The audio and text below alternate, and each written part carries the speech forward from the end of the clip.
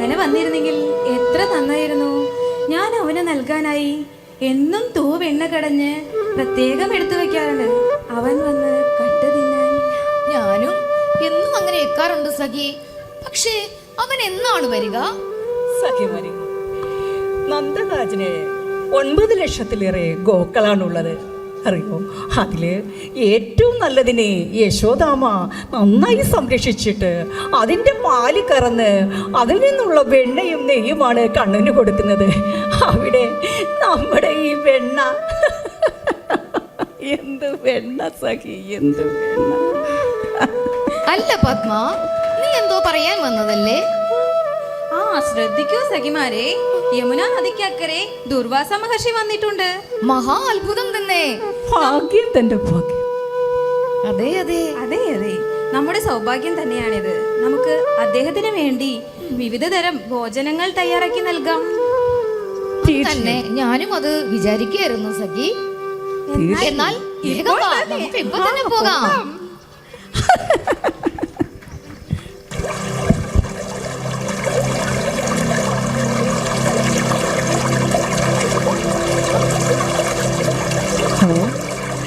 നമ്മുടെ ഈ ഭക്ഷണമൊക്കെ മഹർഷിക്ക് വലിയ ഇഷ്ടപ്പെടുമായിരിക്കും സഖി, അല്ലേ?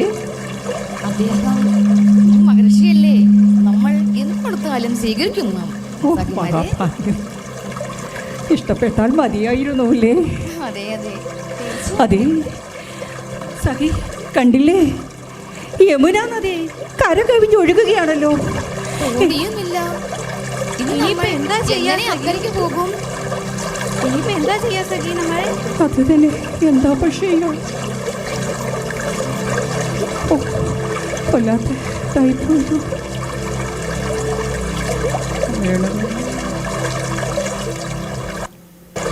കണ്ണൻ്റെ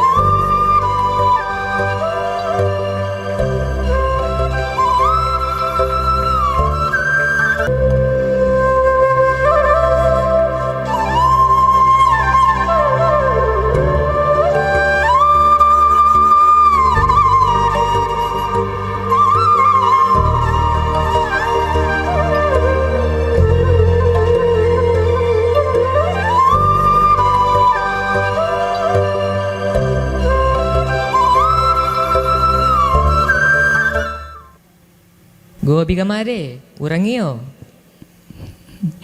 കണ്ണാ, നിന്റെ ഈ മധുരമായ വേണുഗാനം കേൾക്കുമ്പോൾ എവിടെ ഉറങ്ങാൻ പറഞ്ഞു സഖി. എന്തൊക്കെയുണ്ട് വിശേഷം സഖിമാരെ? നിന്റെ ഈ വേണുഗാനം കേൾക്കുമ്പോൾ പക്ഷികൾ പോലും പാട്ടുകൾ മറന്നു പോകുന്നു.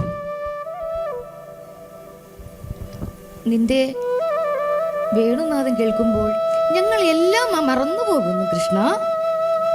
അതേ കണ്ണാ, എല്ലാം മറന്ന് ഞങ്ങൾ അലിഞ്ഞലിഞ്ഞു പോകുന്ന പോലെ.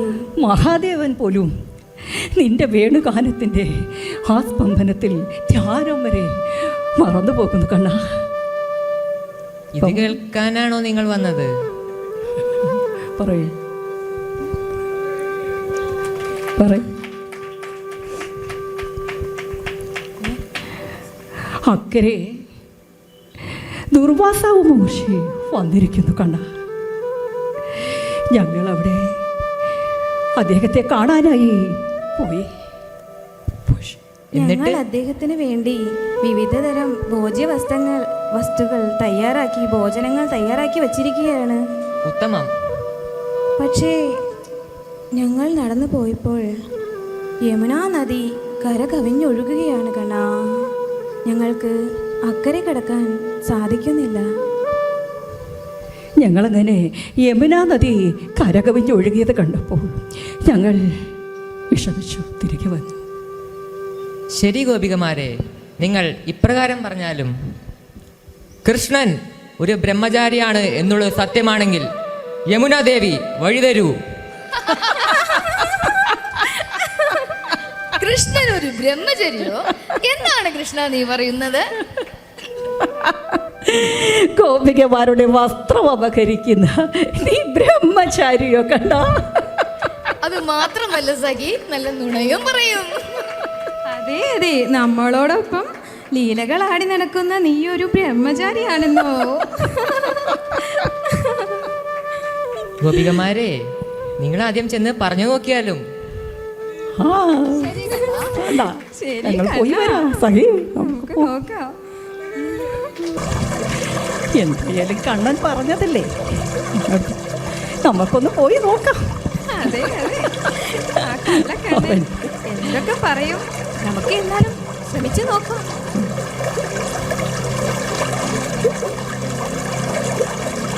നമുക്ക് യമുനാ ദേവിയെ നമസ്കരിച്ചുകൊണ്ട് പ്രാർത്ഥിക്കാം സഖി. സത്യം.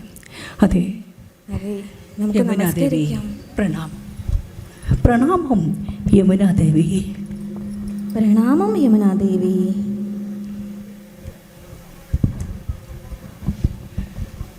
അതെ യമുനാദേവി, കൃഷ്ണൻ ഒരു ബ്രഹ്മചാരിയാണ് എന്നത് സത്യമെങ്കിൽ ഞങ്ങൾക്ക് വഴിമാറി തന്നാണ്. സഖി, അത്ഭുതമായിരിക്കുന്നല്ലോ. അതെ. യമുനാ ദേവി വഴിമാറി തന്നിരിക്കുന്നു. അതെ. ഇതെങ്ങനെ സംഭവിച്ചു? നമുക്ക് മനസ്സിലാകുന്നേ ഇല്ലല്ലോ. ഇതെങ്ങനെ സംഭവിച്ചു? കൃഷ്ണൻ ബ്രഹ്മചാരിയോ?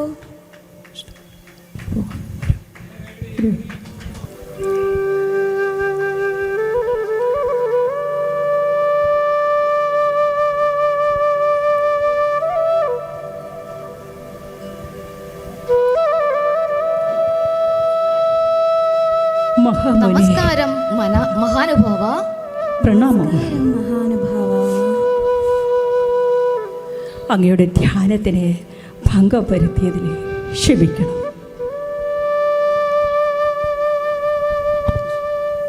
നിങ്ങൾ എന്തിനാണ് ഇവിടെ വന്നത് ഗോപികമാരെ?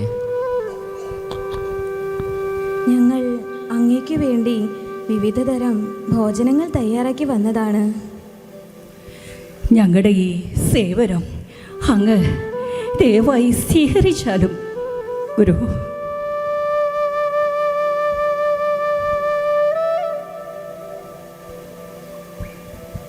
അങ്ങ് ഞങ്ങളുടെ ഈ സേവനം സ്വീകരിക്കുന്നതിലൂടെ ഞങ്ങൾക്ക് ഒരുപാട് അനുഗ്രഹങ്ങൾ ലഭിക്കും. ഞങ്ങൾ അങ്ങയ്ക്കായി സ്വാദിഷ്ടമായ ഭോജനം ഇവിടെ കൊണ്ടുവന്നിട്ടുണ്ട്. അത് അങ്ങ് സ്വീകരിച്ചാലും. തീർച്ചയായും.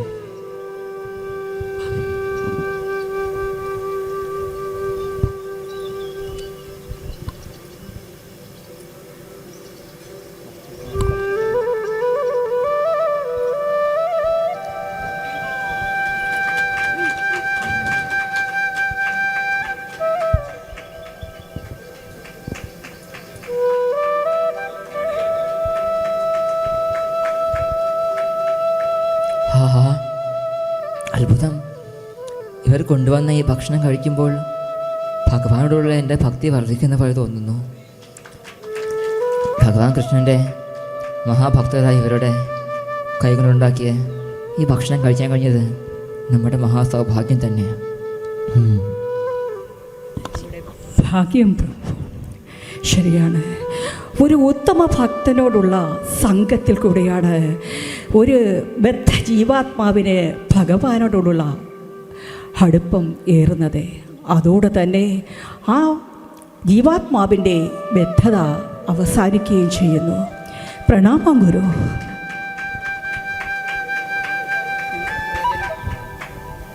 ഒരു സാധു മഹാജനങ്ങൾക്ക് സേവനം ചെയ്യുമ്പോൾ മാത്രമാണ് ഭഗവാന്റെ ഉത്തമ ഭക്തിയിൽ ഉറച്ചു നിൽക്കാൻ കഴിയുകയുള്ളൂ. ഗോപികുമാരെ, നിങ്ങൾക്കെല്ലാവർക്കും ഭഗവാൻ ഗോവിന്ദൻ്റെ തൃപ്പാദത്തിൽ നിശ്ചലമായ ഭക്തി ഉണ്ടാകും. ക്ഷമിക്കണം മഹാപ്രഭു. ഞങ്ങളുടെ ഭോജനം സാദുഷ്ടമായി അങ്ങേക്ക് അനുഭവപ്പെട്ടു. തീർച്ചയായും ഗോപികമാരെ. ഇത് ഞങ്ങളുടെ സൗഭാഗ്യം തന്നെ. പ്രണാമം ഗുരു, ഞങ്ങൾ മടങ്ങുന്നു.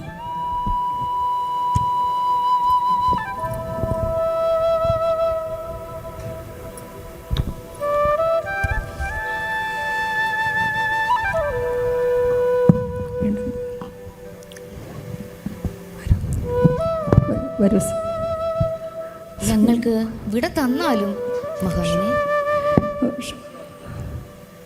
ഓ ഭാഗ്യം മഹർഷി, നമ്മുടെ ഭക്ഷണം വളരെ സ്വാദിഷ്ടമായി അനുഭവപ്പെട്ടു. അതെ അതെ, അതെ. സന്തോഷം. ഓ നമ്മുടെ ഭാഗ്യത്തിൻ്റെ ഭാഗ്യം. എന്നാൽ നമുക്ക് പോകാം. വരൂ സഖി, എന്തായാലും ഭാഗ്യം തന്നെ. അപ്പോൾ എന്താ അല്ല, യമുനാ നദി വീണ്ടും കരകവിഞ്ഞൊഴുകുകയാണല്ലോ.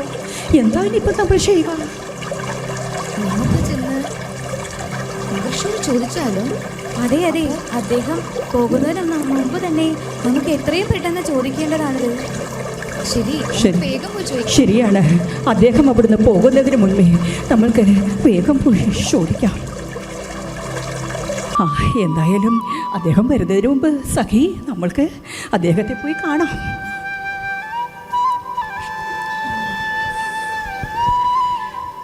പ്രണാമം മഹാമുനെ, പ്രണാമം.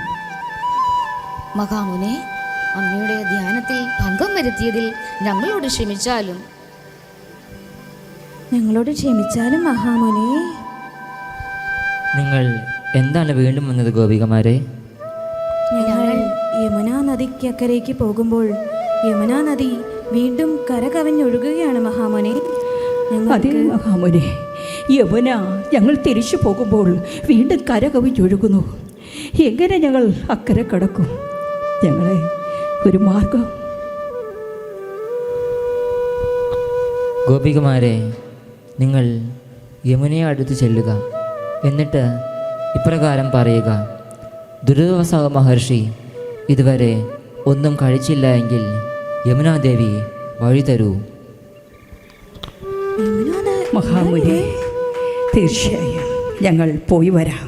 അദ്ദേഹം ഇപ്പോൾ തന്നെയല്ലേ ഇപ്പോൾ കഴിച്ചത്? നമ്മുടെ മുന്നിൽ വെച്ചല്ലേ അദ്ദേഹം എത്ര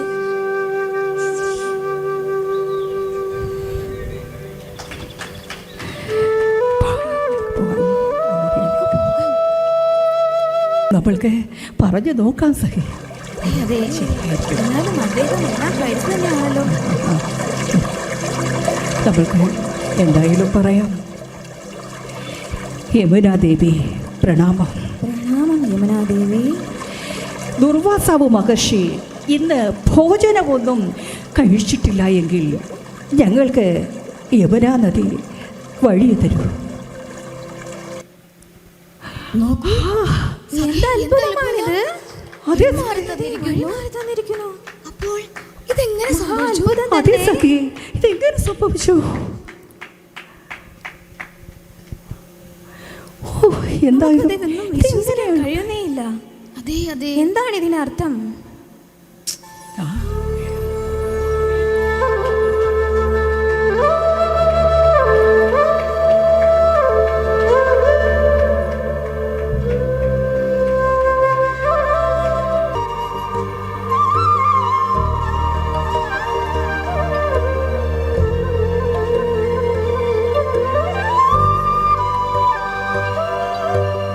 സഖി, നമ്മൾക്ക് വേണുഗാനം കേൾക്കുന്നില്ലേ? നമ്മൾക്ക് കണ്ണനോട് പോയി ചോദിച്ചാലോ? അതെ അതെ, നമുക്ക് വേഗം പോയി ചോദിക്കാം സഖി. അതെ സഖി, സഖി, വരൂ. നമുക്ക് കണ്ണനോട് തന്നെ ചോദിക്കാം.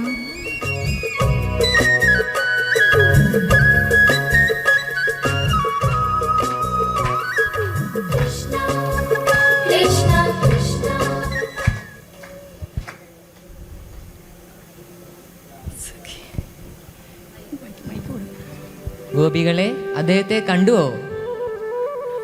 കണ്ടു കൃഷ്ണ. പക്ഷേ ഞങ്ങൾ അദ്ദേഹത്തെ കണ്ടതിന് ശേഷം യമുന നദിയിൽ വന്നപ്പോൾ അവിടെ കരകവിഞ്ഞൊഴുകുന്നു.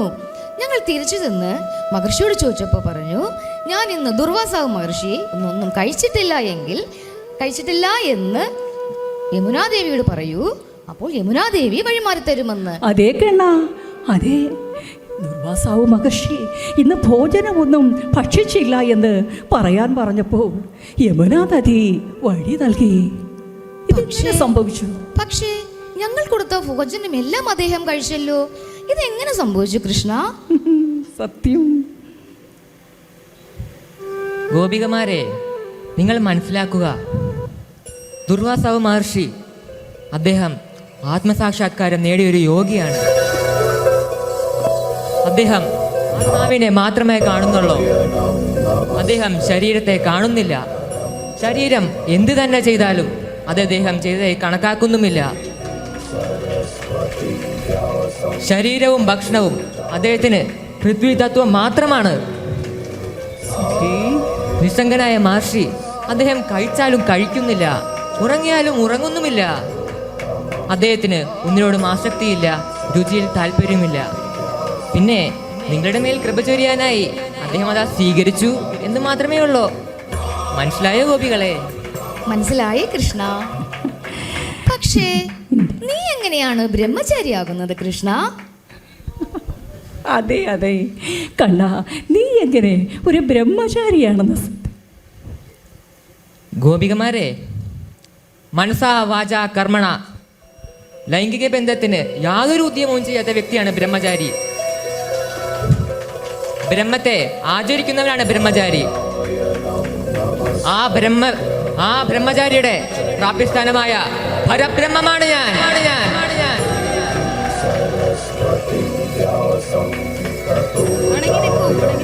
പരമാത്മാവായ കൃഷ്ണ ഭഗവാനെ, ഞാൻ നിങ്ങളുടെ കൂടെ ലീലകൾ ആടുന്നുണ്ടെങ്കിലും എനിക്ക് ഒന്നിലും താല്പര്യമില്ല. ഞാൻ സദാ വിരക്തനാണ്. ആത്മാരാമനായ എനിക്ക് യാതൊന്നിൻ്റെയും ആവശ്യമില്ല. എങ്കിലും നിങ്ങളുടെ തൃപ്തിക്ക് വേണ്ടി മാത്രമാണ് നിങ്ങളുടെ കൂടെ ഞാൻ ലീലകൾ ആടുന്നത്. നിങ്ങൾ എന്നെ ഏത് ഭാവത്തിലാണോ കാണുന്നത്, അതേ ഭാവത്തിലാണ് ഞാൻ നിങ്ങളെയും കാണുന്നത്. കൃഷ്ണ, നീ ഞങ്ങളുടെ കൂടെ ലീലകളാടുമ്പോൾ നീ ഭഗവാനാണെന്നുള്ള കാര്യം ഞങ്ങൾ മറന്നു പോകുന്നു. ഞങ്ങളോട് ക്ഷമിച്ചാലും കൃഷ്ണ. അഖിലാണ്ട പരമാത്മാവായ അങ്ങ് ആദി അന്ത്യ സമാവർത്തമാനത്തിൻ്റെ സർവസ്വമാണെന്നും ഭഗവാൻ കൃഷ്ണനാണെന്നും കൃഷ്ണൻ അഖിലാണ്ട കോടി ബ്രഹ്മാണ്ട നായകനാണെന്നും പറഞ്ഞ് ഞങ്ങളുടെ മാപ്പാക്കണം ഭഗവാനെ. അതേ കൃഷ്ണ ഭഗവാനെ, ഞങ്ങൾ ഒരു കൂട്ടുകാരെ ശരിയാണ് ഗോപികളെ. യോഗിമാരും ഋഷിമാരും ഇന്ദ്രിയ നിയന്ത്രണത്തോടുകൂടി തപശ്ചര്യങ്ങൾ ചെയ്യുന്നത് നമ്മുടെ സംതൃപ്തിയാർത്ഥമാണ്. അതിനുവേണ്ടി യത്നിക്കുന്ന ഇവർക്ക് ആസക്തി ഇല്ലെങ്കിൽ നമുക്ക് ആസക്തി ഉണ്ടാകുമോ ഗോപികമാരെ? ഇല്ല കൃഷ്ണ.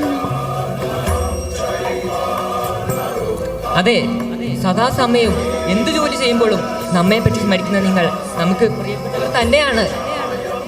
പക്ഷേ ആ ഇഷ്ടം കാമമല്ല, പ്രേമമാണ്, ശുദ്ധമായ പ്രേമം. ആത്മാവിന് പരമാത്മാവിനോട് തോന്നുന്ന പരിശുദ്ധ പ്രേമം.